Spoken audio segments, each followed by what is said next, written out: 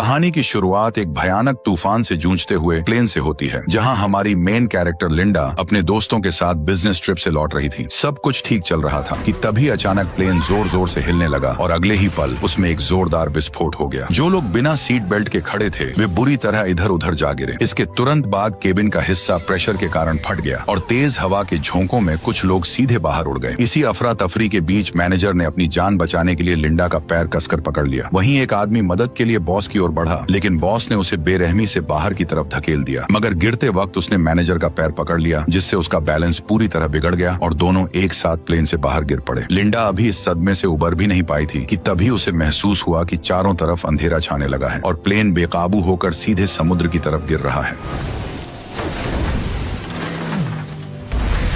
खुशकिस्मती से टक्कर का एंगल ऐसा था कि प्लेन तुरंत फटा नहीं और उसकी जान बच गई, लेकिन तेजी से अंदर घुसते पानी को देखकर लिंडा ने तुरंत सीट बेल्ट खोली और तैरकर बाहर निकल आई। लेकिन बच जाने के बाद भी उसे कोई राहत नहीं मिली, क्योंकि वह अब एक सुनसान और कभी खत्म न होने वाले समुद्र के बीच फंसी हुई थी। तभी दूर उसे एक छोटा सा टापू नजर आया और वह पूरी ताकत लगाकर उसकी तरफ तैरने लगी। सुबह होते ही वह किसी तरह उस टापू तक पहुंच गई और फिलहाल उसकी जान बच गई, लेकिन उसे अंदाजा नहीं था कि असली खतरा तो अब शुरू होने वाला है। थोड़ी दूर चलने के बाद उसकी नजर किनारे पर पड़े एक आदमी पर गई। वह तुरंत उसकी तरफ भागी और पास जाकर देखा तो उसे पता चला कि वो कोई और नहीं बल्कि उसका बॉस ब्रैडली था। वह भी हादसे में बच गया था और बेहोशी की हालत में लहरों के साथ बहकर यहाँ तक आ पहुंचा था। हालांकि गिरने के दौरान उसकी टांग टूट गई थी, लेकिन बाकी लोगों में से सिर्फ वही बचा था। पर फिर भी लिंडा उसे देखकर खुश नहीं थी, क्योंकि कंपनी में वह सबसे ज्यादा उसी से नफरत करती थी। दरअसल वह स्ट्रेटेजी डिपार्टमेंट की सबसे काबिल कर्मचारी थी और अपनी मेहनत से बॉस का भरोसा जीतकर मैनेजर बनने वाली थी। लेकिन ज्वाइनिंग से ठीक पहले बॉस की मौत हो गई और उसका बेटा ब्रैडली कंपनी का मालिक बन बैठा। बॉस बनते ही उसने लिंडा का प्रमोशन छीन लिया और वह पोस्ट अपने चापलूस दोस्त को दे दी। इतना ही नहीं, वह अपने दोस्तों के साथ मिलकर अक्सर लिंडा को नीचा दिखाने लगा। यह सोचकर लिंडा के मन में आया कि वह उसे वहीं छोड़ दे, लेकिन उसने सोचा अगर वो उसकी मदद करेगी तो वह फिर से मैनेजर बन सकती है। इसलिए उसने तुरंत एक नुकीला पत्थर उठाया और उससे केले के पत्ते काटने शुरू कर दिए। फिर पेड़ का सहारा लेकर एक फ्रेम बनाया और पत्तों और टहनियों को बेल से बांधकर एक छोटी सी झोपड़ी तैयार कर दी। धूप से बचने का इंतजाम करने के बाद उसने पानी का जुगाड़ करने की सोची। उसने रेत में गड्ढा खोदा और उसमें नारियल के छिलके रखकर ऊपर पत्ते लगा दिए। कुछ ही देर में बारिश शुरू हो गई और उसने आसानी से पीने लायक पानी जमा कर लिया। बारिश थमते ही मौसम साफ हो गया और काफी देर बाद ब्रैडली को होश भी आ गया। लिंडा तुरंत उसके पास पहुंची और उसे पानी पिलाने लगी। जब ब्रैडली को पता चला कि लिंडा ने उसकी जान बचाई है, तब उसने झिझकते हुए उसे थैंक यू बोल दिया। इसके बाद लिंडा ने उसके सामने अपनी काबिलियत दिखाते हुए लकड़ी रगड़कर आग जलाई और जल्द ही उसने एक मछली पकड़कर उसे पका भी लिया। लेकिन ऐशो आराम की जिंदगी जीने वाले ब्रैडली के लिए ये मछली किसी कचरे से कम नहीं थी। फिर भी पेट भरने के लिए उसे बिना नमक मसाले वाली वो मछली मजबूरी में निगलनी पड़ी। लेकिन लिंडा को इस खाने से कोई दिक्कत नहीं थी, बल्कि वह तो इस जगह पर फंसने के बाद भी बेहद खुश थी, क्योंकि उसे यहाँ कोई भी नीचा दिखाने वाला नहीं था और वो खुशी खुशी यहाँ कई दिन बिता सकती थी। धीरे धीरे कुछ दिन गुजर गए और यहाँ माहौल का असर दोनों पर साफ दिखने लगा। एक तरफ लिंडा जो छोटी सी चीज पाकर भी खुश हो जा रही थी, वहीं ब्रैडली किसी तरह यहाँ से निकलना चाहता था। उसने पूछा कि उसने अब तक किनारे पर कोई SOS सिग्नल क्यों नहीं बनाया या आग को बड़ा क्यों नहीं किया, ताकि किसी की इस टापू पर नजर पड़ सके। उसके मुताबिक लिंडा को पहले यही करना चाहिए था, लेकिन उसने ऐसा कुछ भी नहीं किया। इसी बात पर वह उल्टा गुस्से में चिल्लाते हुए उसे ताने मारने लगा कि वह यहाँ बेवजह उसकी देखभाल का बस एक नाटक कर रही है। खुद टूटी टांग के कारण लाचार था, फिर भी लिंडा की इतने दिनों की मदद के बाद भी वो उसे अपना हक समझ रहा था। उसकी बातें सुनकर लिंडा को समझ आया कि वह केवल चापलूसी से उसका दिल नहीं जीत सकती है। उसे उसकी असली अहमियत तभी समझ आएगी जब उसे कोई तकलीफ होगी। यही सोचकर लिंडा बिना कुछ कहे वहाँ से उठी और उसे अकेला छोड़कर चली गई। शुरुआत में ब्रैडली उसकी इस हरकत पर भी ताने मारता रहा, लेकिन कुछ ही देर बाद उसे एहसास होने लगा कि उसने कितनी बड़ी गलती कर दी है। फिर भी वह घमंडी बना रहा और लिंडा के खुद व खुद लौटने का इंतजार करने लगा। लेकिन ऐसा ही करते करते पूरा एक दिन बीत गया और आखिरकार उसका घमंड टूटने लगा। लेकिन रात तक भी लिंडा वापस नहीं आई। गहरी रात में तेज तूफान चलने लगा और कुछ ही देर में लिंडा की बनाई झोपड़ी भी उड़ गई। अगले ही दिन तपती धूप ने हालत और खराब कर दी। ज्यादा गर्मी की वजह से ब्रैडली डिहाइड्रेशन के चलते बेहोश हो गया। जब लिंडा उसे काफी तड़पा चुकी थी, तब वह पानी लेकर वापस आ गई। उसे देखते ही ब्रैडली ने बिना कुछ सोचे तेजी से पानी पीना शुरू कर दिया। अब उसे समझ आ गया था कि वह पूरी तरह लिंडा पर ही निर्भर है और वह उस पर अपना हक नहीं चला सकता। लेकिन तभी उसकी नजर उस भाले पर पड़ी जिसका इस्तेमाल लिंडा खतरनाक जंगली सुअर के शिकार के लिए करने वाली थी। उसे पता था कि वह सुअर बेहद जानलेवा है, इसलिए उसने लिंडा को जंगल में जाने से मना किया, क्योंकि अगर लिंडा को कुछ हो गया तो उसकी खुद की जान भी खतरे में पड़ जाएगी। लेकिन लिंडा ने उसकी एक भी बात नहीं मानी और वह सीधे जंगल के अंदर चली गई। जब वह चुपके से शिकार को ढूंढ रही थी तभी अचानक उस जंगली सुअर ने लिंडा को टक्कर मारकर हवा में उछाल दिया। अच्छी बात यह रही कि गिरा हुआ पेड़ अचानक सुअर के सामने आ गया, जिससे वह सीधे हमला नहीं कर सका और लिंडा को तुरंत उठकर भागने का मौका मिल गया। लेकिन सुअर जैसे ही उसकी गंध पकड़कर पीछे दौड़ा तब उसे रास्ते में सिर्फ फटे कपड़े ही मिले। सुअर कुछ समझ पाता उससे पहले ही लिंडा ने मौका देखकर भाला उसके शरीर में गहराई तक घुसा दिया। दर्द से पागल होकर सुअर ने भाले को मोड़कर तोड़ दिया और गुस्से में बेकाबू होकर दोबारा उस पर हमला करने दौड़ पड़ा। इसी खतरे के बीच लिंडा ने तुरंत लकड़ी के डंडे को सामने कर दिया।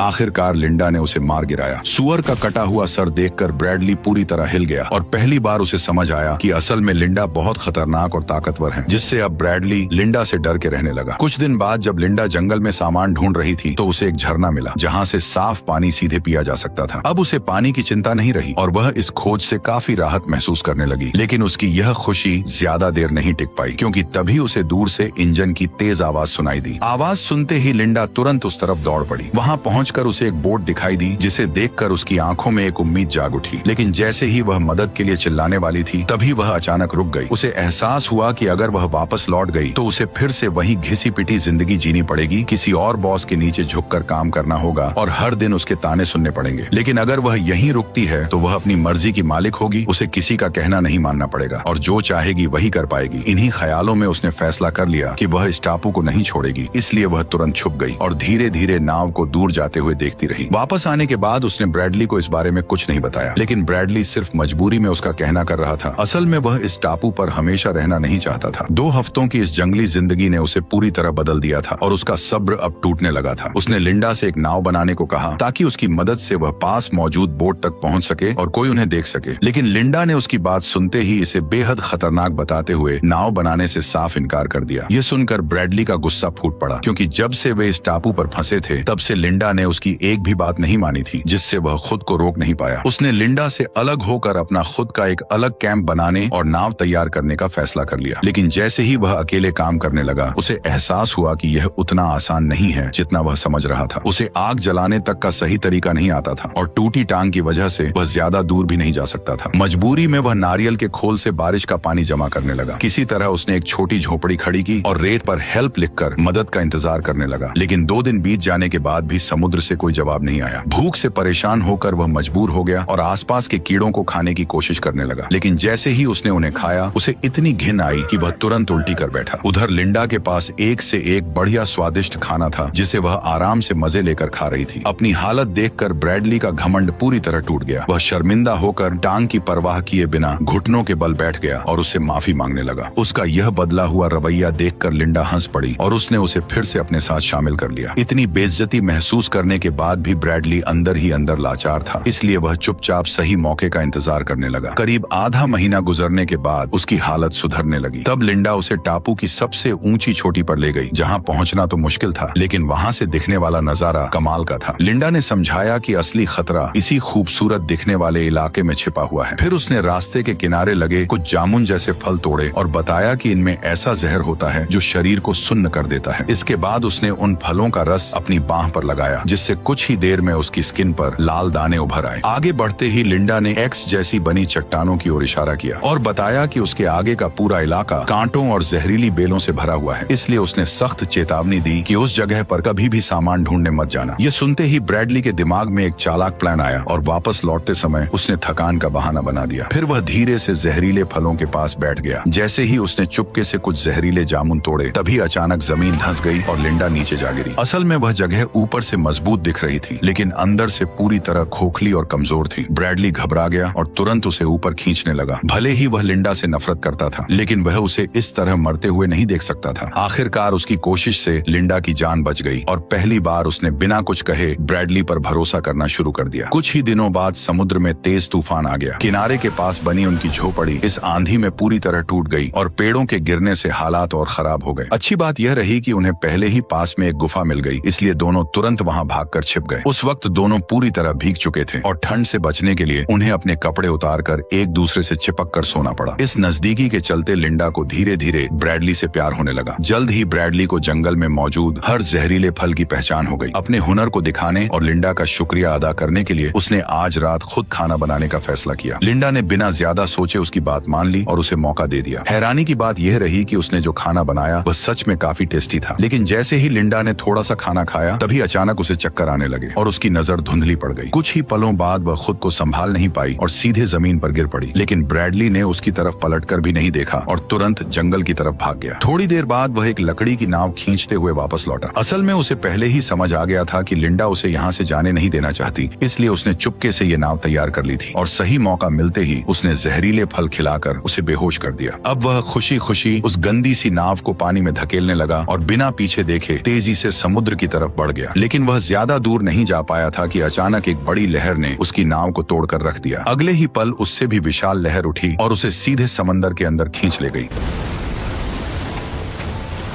खुशकिस्मती से वह ज्यादा दूर नहीं गया था, इसलिए होश में आते ही लिंडा ने तुरंत उसे किनारे खींचकर बचा लिया। होश में आते ही ब्रैडली घबराकर उससे माफी मांगने लगा, लेकिन लिंडा ने कुछ नहीं कहा और चुपचाप उसे पका हुआ केकड़ा थमा दिया। ब्रैडली ने बिना सोचे समझे उसे खा लिया, लेकिन कुछ ही देर में उसका मुंह अजीब तरीके से सुन्न पड़ गया। देखते ही देखते यह असर उसके पूरे शरीर में फैलने लगा और वह समझ नहीं पाया कि आखिर हो क्या रहा है। तभी लिंडा ने सच्चाई बताई कि यह ब्लू रिंग ऑक्टोपस का जहर है जो शरीर को सेकंडों में पैरालाइज कर देता है और इंसान चाहकर भी हिल नहीं पाता। असल में यह सब उसने ब्रैडली को सबक सिखाने के लिए किया था। इसके बाद उसने एक चाकू निकाला, उसे थोड़ा गर्म किया और तुरंत ब्रैडली की पैंट उतार दी। धीरे धीरे वह उसके पास आई और इशारों में उसे समझाने लगी कि वह अब क्या करने वाली है। यह देखकर ब्रैडली बुरी तरह घबरा गया। तभी अचानक लिंडा ने चाकू चलाया और अगले ही पल खून की पिचकारी चल गई, जिससे ब्रैडली का गला लाल हो गया। ये देखकर लिंडा मुस्कुराने लगी। फिर उसने वो चीज दिखाई जिसे उसने काटा था। दरअसल वह कोई इंसानी अंग नहीं बल्कि एक चूहा था। यह सब उसने सिर्फ ब्रैडली को डराने के लिए किया था, ताकि वह दोबारा ऐसी हरकत करने की हिम्मत न करे। उसकी चालाकी और हाथ में पकड़े चाकू ने ब्रैडली का सारा घमंड तोड़ दिया और वह बिना सावल जवाब किया उसका कहना मानने लगा। लेकिन यह कंट्रोल लिंडा ज्यादा देर तक एंजॉय नहीं कर पाई। एक दिन जब वह सामान ढूंढ रही थी तभी फिर से दूर से इंजन की आवाज सुनाई दी। इस बार सामने वाला भी उसे देख चुका था। जैसे जैसे नाव पास आई लिंडा ने देखा कि वह कोई और नहीं बल्कि ब्रैडली की मंगेतर जेनी थी। दरअसल रेस्क्यू टीम भले ही हार मान चुकी थी, लेकिन जेनी ने उम्मीद नहीं छोड़ी थी और लगातार उसी इलाके में ब्रैडली को ढूंढ रही थी और अब जाकर उसकी तलाश खत्म हो गई। लिंडा जबरन जेनी को देखकर मुस्कुराने लगी, जैसे वह उसे बेहद देखकर खुश हो। फिर मजबूरी में उसने जेनी को बता दिया कि ब्रैडली जिंदा है। लेकिन लिंडा अभी भी इस टापू को छोड़ना नहीं चाहती थी, जबकि जेनी को अब उन दोनों के जिंदा होने का सच पता चल चुका था। हालांकि यह बात सिर्फ जेनी और उसके साथ आए गाइड को ही पता थी। इसी वजह से लिंडा ने मन ही मन एक खतरनाक फैसला कर लिया। उसने झूठ बोला कि उसे एक छोटा रास्ता पता है और दोनों को उसी दिशा में ले जाने लगी। थोड़ी देर बाद वो उन्हें एक खतरनाक चट्टान के किनारे पर ले आई जहां वह खुद मरते मरते बची थी। फिर उसने जूते के फीते बांधने का बहाना बनाया और दोनों को आगे बढ़ने के लिए कह दिया। जैसे ही जेनी ने आगे कदम रखा जमीन अचानक धंस गई और वह सीधे नीचे गिरने लगी। दरअसल यह सब लिंडा का दोनों को मारने का प्लान था, लेकिन किस्मत से सिर्फ जेनी ही फंसी थी और गाइड अभी भी जिंदा था। उसी वक्त लिंडा अंदर ही अंदर सोच में डूब गई कि वह क्या करे और क्या न करे। कुछ समय बाद वह अकेली ही ब्रैडली के पास लौट आई और बाकी दोनों के साथ क्या हुआ ये जल्द ही पता चलने वाला था। चट्टान से लौटने के बाद लिंडा अंदर ही अंदर टूटती जा रही थी। उसे खुद पर यकीन नहीं हो रहा था कि उसने ये क्या कर दिया है। तभी ब्रैडली वहां आया और उसे जंगल चलकर खाना लाने को कहा, लेकिन लिंडा ने तबीयत का बहाना बनाकर साफ मना कर दिया। मौका मिलते ही ब्रैडली ने चाकू उठाया और बिना कुछ कहे जंगल की तरफ निकल गया। जंगल के अंदर पहुंचते ही उसने शिकार करने का फैसला किया और कुछ देर पीछा करने के बाद उसे एक छोटा जंगली सूअर नजर आया। वह धीरे धीरे उसके करीब पहुंचा, लेकिन अगले ही पल अचानक उसकी नजर जमीन पर गई। दरअसल जहां सूअर मिट्टी खोद रहा था वहीं से इंसान का एक हाथ बाहर निकला हुआ था। करीब जाकर देखते ही ब्रैडली के होश उड़ गए, क्योंकि वह हाथ उसकी अपनी मंगेतर का था। उसके हाथ में पहनी अंगूठी वही थी जो उसने सगाई के वक्त उसे पहनाई थी। ये सच सामने आते ही ब्रैडली का गुस्सा बेकाबू हो गया और वह तेजी से लिंडा की तरफ भागा। जैसे ही लिंडा ने उसे अपनी ओर आते देखा वह एक पल के लिए घबरा गई। ब्रैडली ने हाथ में अंगूठी दिखाते हुए पूछा कि तुमने ऐसा क्यों किया? अंगूठी देखते ही लिंडा सब समझ गई। उसने खुद को बचाने के लिए कहा कि यह सब एक हादसा था, लेकिन ब्रैडली को उसकी बात पर बिल्कुल भी यकीन नहीं हुआ। हालात बिगड़ते देख लिंडा ने धीरे से अपनी कमर की तरफ हाथ बढ़ाया, लेकिन ब्रैडली पहले ही वो चाकू चुरा चुका था। ये देखकर लिंडा घबरा गई और तुरंत जंगल की ओर भागने लगी। ब्रैडली भी उसके पीछे दौड़ पड़ा। जब लिंडा के पास बचने का कोई रास्ता नहीं बचा, तब उसने तुरंत एक नया प्लान बनाया। उसी वक्त ब्रैडली ने पेड़ के पीछे उसकी परछाई देख ली, लेकिन जैसे ही वो वहां पहुंचा, उसे सिर्फ उसके छोड़े हुए जूते ही मिले, जिसके फीते गायब थे, जिससे उसे कुछ गड़बड़ महसूस हुई। अचानक लिंडा पीछे से उस पर टूट पड़ी और फीते से उसका गला कसकर दबा दिया, जिससे ब्रैडली का सांस लेना मुश्किल हो गया। ब्रैडली ने पूरी ताकत से खुद को छुड़ाने की कोशिश की, लेकिन लिंडा ने पकड़ ढीली नहीं की। इस धक्का मुक्की में ब्रैडली के हाथ से चाकू छूटकर नीचे गिर गया। तभी आखिरी जोर लगाकर उसने लिंडा के बाल खींचे और उसे पलटकर जमीन पर गिरा दिया। इसके बाद वह उसके ऊपर चढ़ गया और उसका चेहरा कीचड़ में दबाकर उसे खत्म करने की कोशिश करने लगा। तभी मौका मिलते ही लिंडा ने चाकू उठा लिया।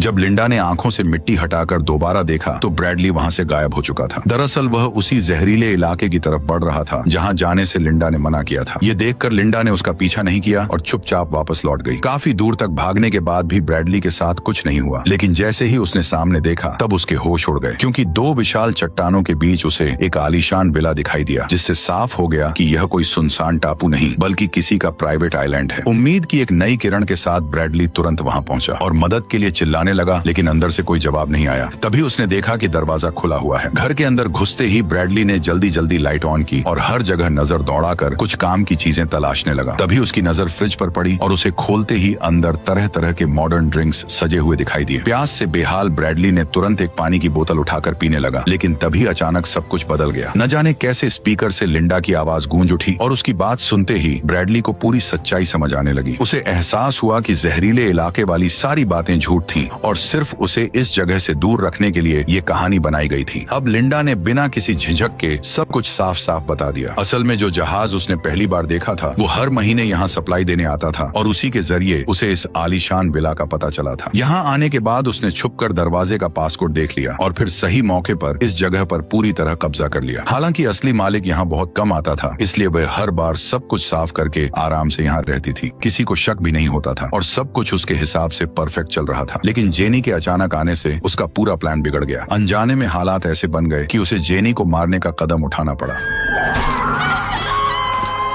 उसकी ये सच्चाई सुनकर ब्रैडली के रोंगटे खड़े हो गए। अंधेरे में इधर उधर टटोलने पर भी उसे कंट्रोल रूम नहीं मिला। तभी अचानक हालात पलट गए, क्योंकि लिंडा खुद उसे ढूंढते हुए वहां पहुंच गई। दरअसल उसने पहले ही इस विला के अंदर से एक शिकार वाली बंदूक हासिल कर ली थी। ब्रैडली ने जैसे ही उसे देखा, तो वो तुरंत घुटनों पर गिर गया और अपनी जान की भीख मांगने लगा। उसने कहा कि वह अब भागेगा नहीं, बल्कि यहीं रहकर उसी के साथ जिंदगी बिताएगा। इतना ही नहीं, उसने ये भी कहा कि इस दौरान वह सच में उससे प्यार करने लगा है। लिंडा को यकीन दिलाने के लिए वह दोनों के बीच बिताए खूबसूरत पलों की बातें करने लगा। उसकी बातें सुनकर लिंडा को कुछ गड़बड़ लगी। तभी उसकी नजर पीछे रखे बैल के सिर पर गई, जहां से एक सींग गायब था, और फिर